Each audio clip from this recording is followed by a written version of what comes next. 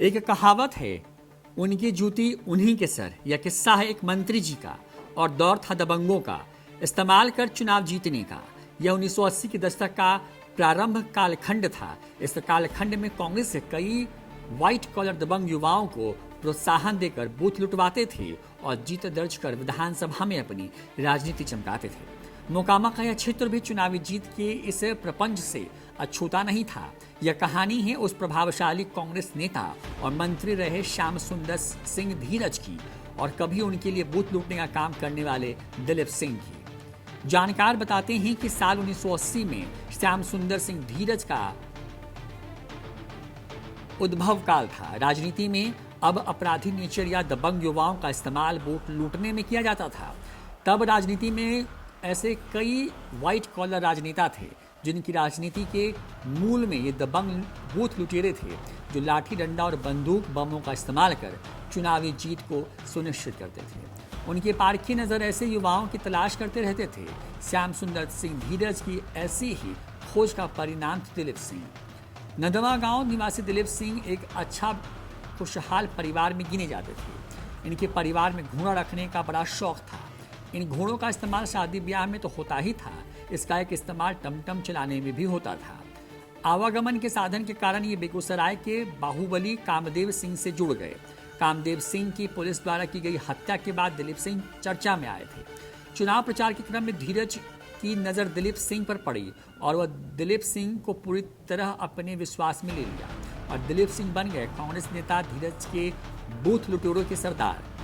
एक पूरी team booth लूट कर जीत दिलाने का काम करती थी। कांग्रेस नेता धीरज ने मोकामा विधानसभा का पहला चुनाव 1980 में लड़ा। इन्होंने माल्य नेता को परास्त किया था। धीरज को 24,494 वोट मिले थे जबकि शिवशंकर सिंह को 19,204 वोट। दूसरा चुनाव फिर धीरज सिंह ने मोकामा विधानसभा से लड़ा और जीत दर्ज की। यह 1985 का विधानसभा चुनाव था। तब धीरज ने निर्दलीय दिलीप सिंह को परास्त किया और उन्हें 35,929 वोट मिले थे।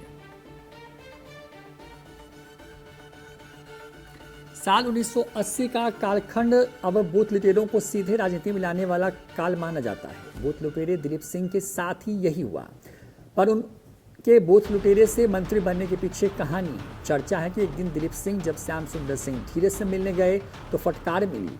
उन्हें कांग्रेस नेता धीरज से स्पष्ट निर्देश मिला कि वह दिन के उजाले में उनके आवास पर नहीं आए। शरीफों से मिलने के लिए दिन का समय है, रात में वो यहाँ आए तो कोई बात नहीं।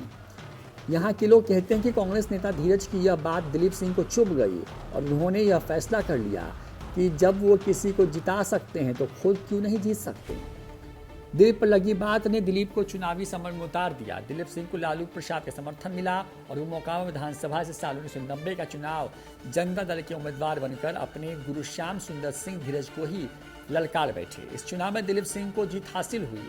उन्हें 52,000 से ज़्यादा वोट मिले जबकि धीरज सिंह को सिर्फ 30,000 के वोट। धीरज एक बार फिर से 1995 में अपने चेले दिलीप सिंह से भिड़ गए। इस चुनाव में भी दिलीप सिंह को जीत हासिल हुई।